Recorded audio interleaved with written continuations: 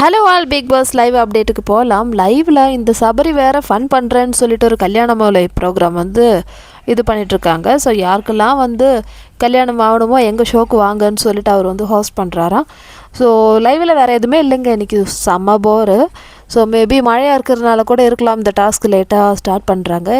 Evening இல்லை நைட்டே ஆகும்னு நினைக்கிறேன் இந்த டாஸ்க்கு. எப்படி இது 24 hours டாஸ்க்காக தான் இருக்கும்னு நினைக்கிறேன். சரி, இப்போ அரோரா என்ன ஸ்டேஜில் இருக்காங்கன்னு பார்க்கலாம். ஸோ ரொம்ப ஹாப்பியாக வந்து துள்ளி குடிச்சிட்டு இருக்காங்க. அவங்க வந்து துஷுக்காக வந்து பாட்டாக எழுதுகிறாங்கப்பா. எவ்வளோ லவ் சாங்ஸ்லாம் வந்து எழுதி எல்லோரும் முன்னாடி பாடுறாங்க. ஆனால் இவ்வளோ நாள் இந்த துஷு ஞாபகம் வரலையா மேடத்துக்கு?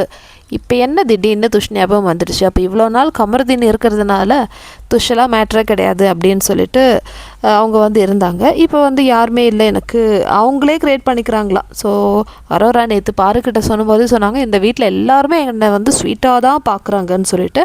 ஸோ அப்படி இருக்கும்போது நீங்கள் வந்து ஃபீல் பண்ண வேண்டிய அவசியமே கிடையாது.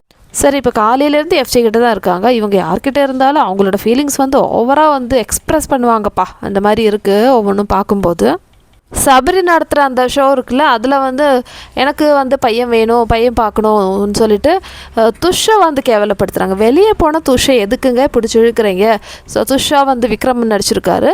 அவர் வந்து சொல்கிறாரு, நான் வந்து நல்லா தான் இருந்தேன், அதுக்கப்புறம் இவ கூட சேர்ந்து நான் வெளியே போயிட்டேன், என்னோடய கேப்டன்சியே இவளுக்காக தான் வந்து நான் விட்டு கொடுத்தேன்னு சொல்லிட்டு என்னென்னமோ விஷயங்கள் சொல்கிறாங்க. நீங்கள் என்ன தான் பேசுங்க, வெளியே போன ஒருத்தரை வந்து நீங்கள் கேவலமாக பேசாதீங்க, எல்லாமே அரோராக்காக செஞ்சேன்னு சொல்லிட்டு விக்ரம் வந்து சொல்லிட்டு இருந்தார். அதுக்கப்புறம் என்னோடய கேமில் சேஞ்ச் ஆகணும்னு சொல்லிட்டு நான் வந்து பேச ஆரம்பிச்சுட்டேன், உடனே வெளியே போயிட்டேன். அந்த மாதிரி அரோராவை கிண்டல் பண்ணிகிட்ருக்காங்க, துஷும் கிண்டல் பண்ணிகிட்ருக்காங்க.